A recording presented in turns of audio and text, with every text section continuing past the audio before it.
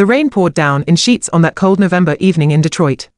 Marcus Williams pulled his worn jacket tighter as he walked home from his second job at the grocery store. His shoes, held together with duct tape, splashed through puddles as he made his way down the dimly lit street. At 34 years old, Marcus had known struggle his entire life. Raised in poverty, he'd made some mistakes in his youth, a robbery charge, when he was 19, born out of desperation and poor choices.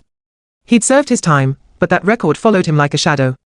Now, he worked 2 jobs, just to afford his small studio apartment and send a little money to his aging mother. As Marcus turned the corner onto Maple Street, he noticed a Mercedes sedan pulled over to the side of the road, its hazard lights blinking.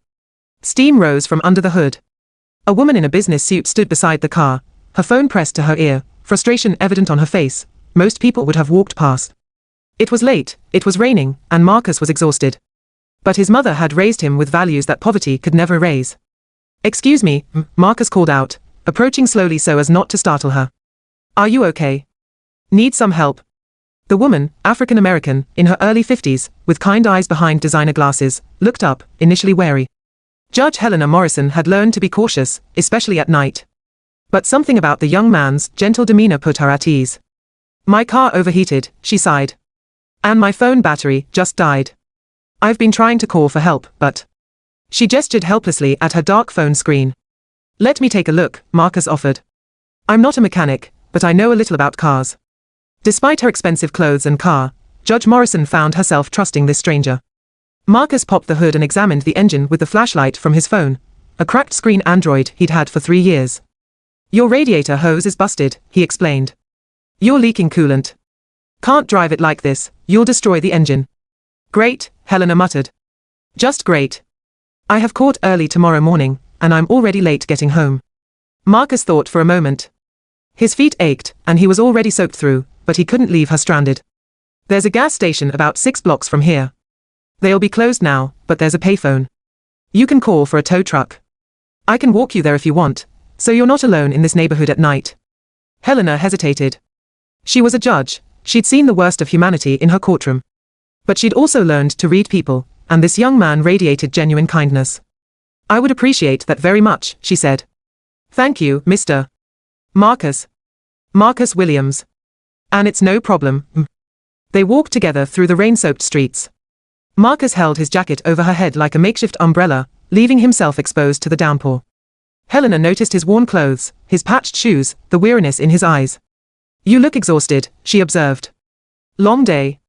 Marcus smiled tiredly. "Just finished my second shift.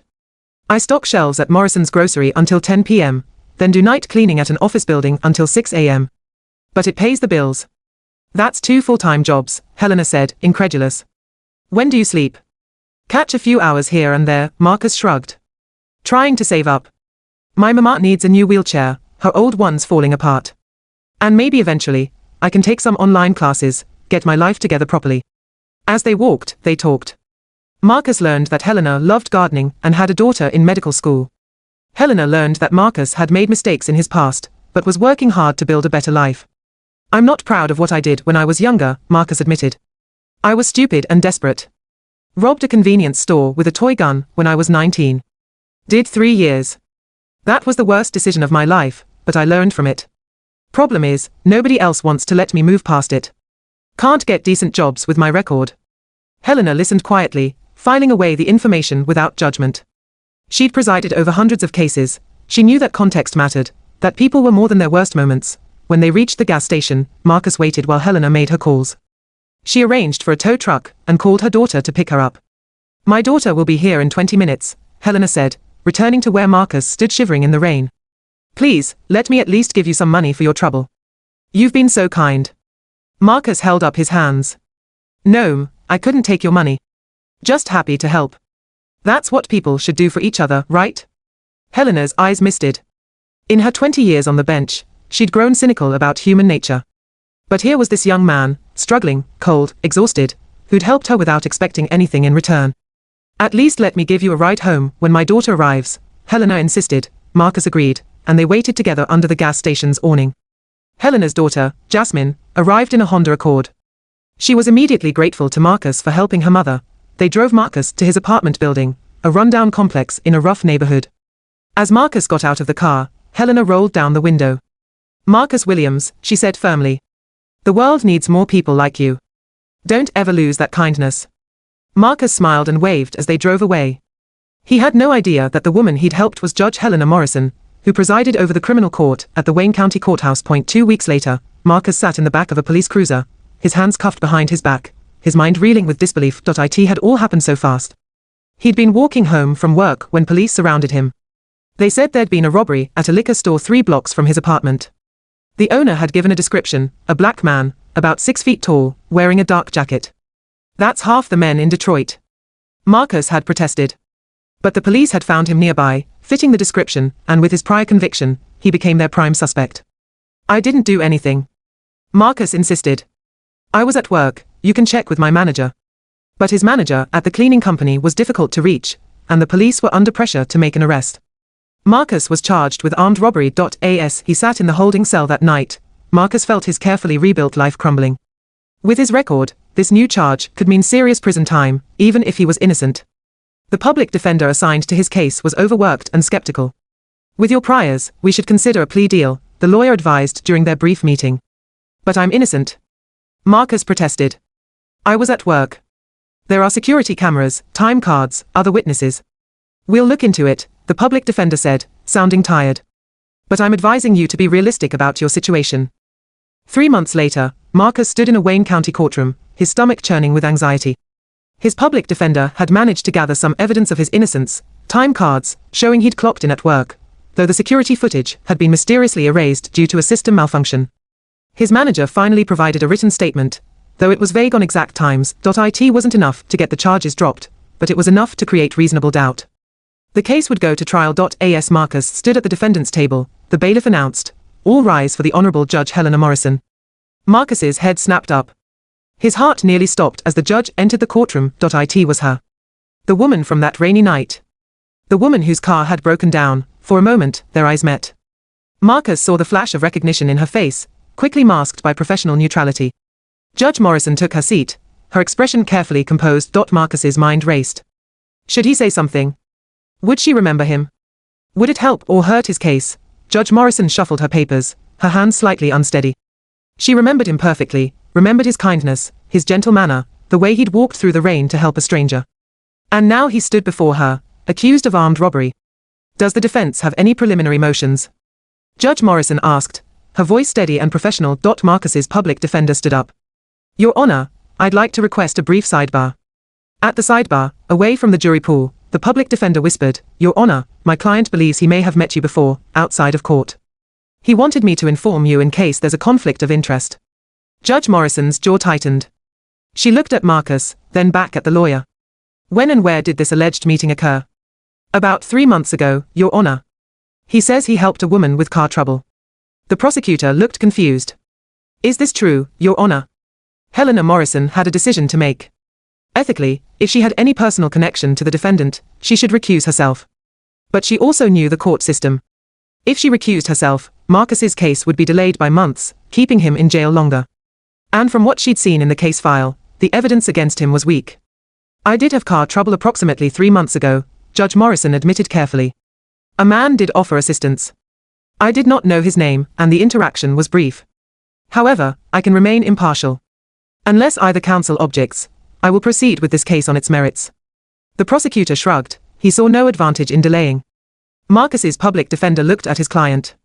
Marcus gave a small nod. He trusted her to be fair. "No objection, Your Honor," both lawyers said. Over the next 3 days, Judge Morrison presided over Marcus Williams' trial with scrupulous fairness. If anything, she was harder on the defense than she might have been otherwise, bending over backward to avoid any appearance of favoritism. The prosecution's case was weak.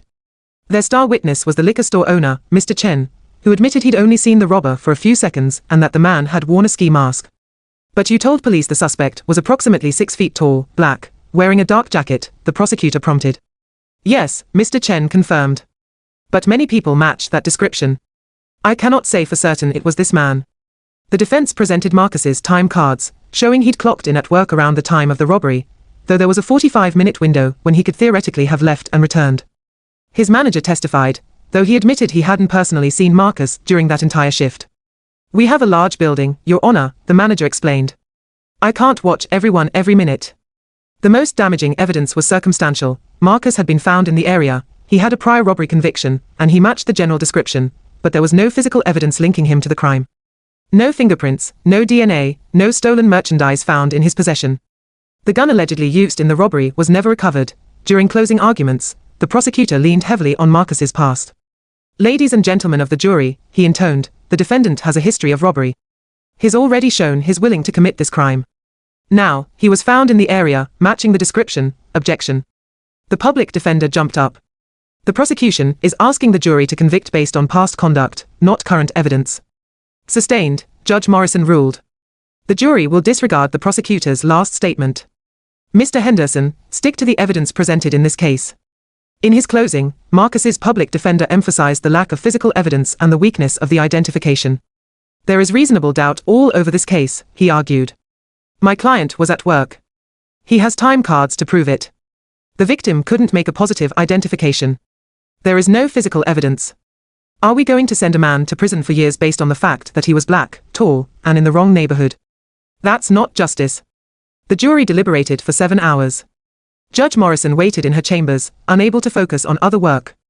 She kept seeing Marcus in the rain, holding his jacket over her head, refusing money, just being kind, but she also knew she had to let the system work. She couldn't let personal feelings influence the outcome.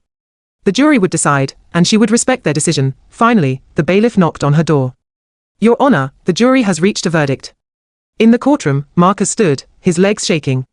His mother sat in the gallery, her worn wheelchair parked at the end of the row, her hands clasped in prayer. "Has the jury reached a verdict?" Judge Morrison asked. The jury foreman, an older white man, stood up. "We have, Your Honor." "What say you?" "On the charge of armed robbery, we find the defendant not guilty." Marcus's knees buckled. His public defender caught his arm. His mother burst into tears. The gallery erupted in murmurs. Judge Morrison banged her gavel. "Order. Order in the court." She turned to Marcus. "Mr. Williams, you are free to go. This court wishes you well."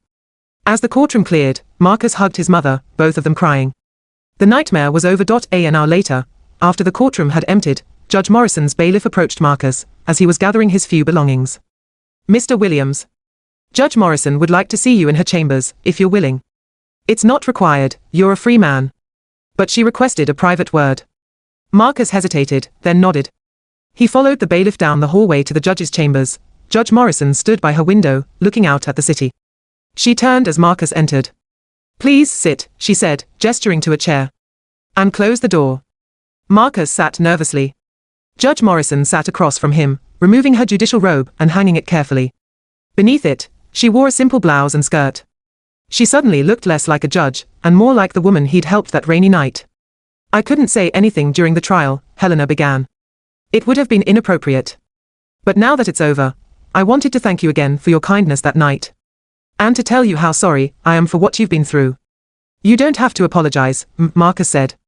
"You were fair. You let the jury decide." "The system failed you," Helena said bluntly. "You were arrested and charged because of lazy police work and your prior conviction. You spent 3 months in jail awaiting trial for a crime you didn't commit. That's not justice, that's injustice." She opened her desk drawer and pulled out a business card. "I've made some calls. I have a friend who runs a non-profit that helps people with criminal records find employment and housing. They're always looking for reliable people. I told her about you, not about the trial, just that I knew someone who needed a chance. She's willing to meet with you." Marcus took the card with shaking hands. I don't know what to say." "Say you'll give yourself the chance at the life you deserve," Helena said firmly. "You're a good man, Marcus Williams. You helped a stranger in the rain, when you had every reason not to. You worked 2 jobs to take care of your mother. You've paid for your past mistakes. It's time to stop being punished for them." Marcus's eyes filled with tears. "Thank you, Your Honor. Thank you for seeing me, really seeing me." Helena stood and extended her hand. Marcus shook it.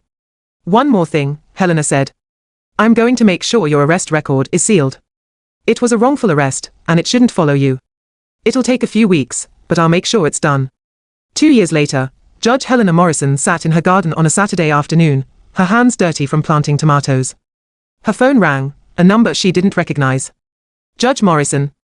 This is Marcus Williams. I hope you remember me." "Of course I remember you, Marcus," Helena said warmly. How are you? I'm good. Really good. I wanted to thank you again, and to let you know how things turned out. Marcus told her that he'd contacted the non-profit. They'd helped him get certified as a medical transport driver. He was now working full-time for a hospital, transporting patients. The job paid well, had benefits, and he loved it. I get to help people every day, Marcus said, his voice full of pride. Seniors going to appointments, people being discharged, patients who need rides to treatment. And I just started taking online classes toward a social work degree. I want to help people like me, people who made mistakes, but deserve second chances. That's wonderful, Marcus, Helena said, genuine joy in her voice. And Judge Morrison. Remember my mama's wheelchair? I was able to buy her a brand new one. Top of the line. She cried when I surprised her with it. Helena found herself wiping tears from her own eyes. You should be proud of yourself. I am. But I wanted you to know, if you hadn't been fair that day in court, if you'd let my past conviction bias you, I'd probably be in prison right now. And I wanted you to know that the kindness goes both ways. You saw me as a person, not just a defendant. That meant everything. After they hung up, Helena sat in her garden for a long time, thinking. In 20 years on the bench, she'd sent many people to prison, some deservedly, some because the system gave her no choice. She'd seen the worst of humanity parade through her courtroom, but she'd also seen the best. She'd seen people like Marcus, who despite poverty and discrimination and a system stacked against them, remained kind and decent and hopeful. 5 years after that rainy night, Judge Helena Morrison attended a graduation ceremony at Wayne County Community College. Her daughter Jasmine had invited her. She was giving a speech at the social work program graduation. As Helena sat in the audience, she watched the graduates file in. And there, in the second row, was a familiar face. Marcus Williams, wearing a cap and gown, his mother beside him in her wheelchair, both beaming with pride. After the ceremony, as families celebrated outside, Helena approached them. Congratulations, Marcus, she said. Marcus turned, surprised, then broke into a huge smile. Judge Morrison. I didn't know you'd be here. My daughter gave a speech. But I'm so glad I came. This is wonderful. Marcus introduced her to his mother, Mrs. Williams, who insisted on hugging her. My boy told me what you did, Mrs. Williams said. Thank you for giving him a chance. For seeing the man I raised. He earned every bit of this, Helena said, gesturing at Marcus's diploma. I just made sure the system didn't stand in his way. Marcus knelt down beside his mother's wheelchair. Mama, remember I told you about helping that lady with the broken down car, right before I got arrested? Mrs. Williams nodded. This is her, Marcus said simply. Mrs. Williams looked at Helena with new understanding. So when you stood before her in that courtroom, she remembered, Marcus confirmed. And she was fair. More than fair. She gave me my life back. We gave each other something, Helena corrected gently. You reminded me why I became a judge, to seek justice, not just enforce laws. To see the humanity in everyone who stands before me. As Helena drove home that evening, she thought about the strange chain of events. One broken down car. One act of kindness. One fair trial. And a life transformed. She thought about all the other young men and women, mostly poor, mostly black and brown, who cycled through her courtroom. How many Marcus Williams were there, who just needed someone to see their humanity? The next Monday, Judge Morrison returned to her courtroom with renewed purpose. Each defendant who stood before her would be seen as a full person, not just a case number. Their past would be considered, but it wouldn't define their future, because that's what Marcus had taught her on that rainy night. That kindness doesn't calculate odds, or expect rewards. It just acts. And sometimes, in the grand machinery of justice, all someone needs is to be seen, to be heard, to be given a fair chance.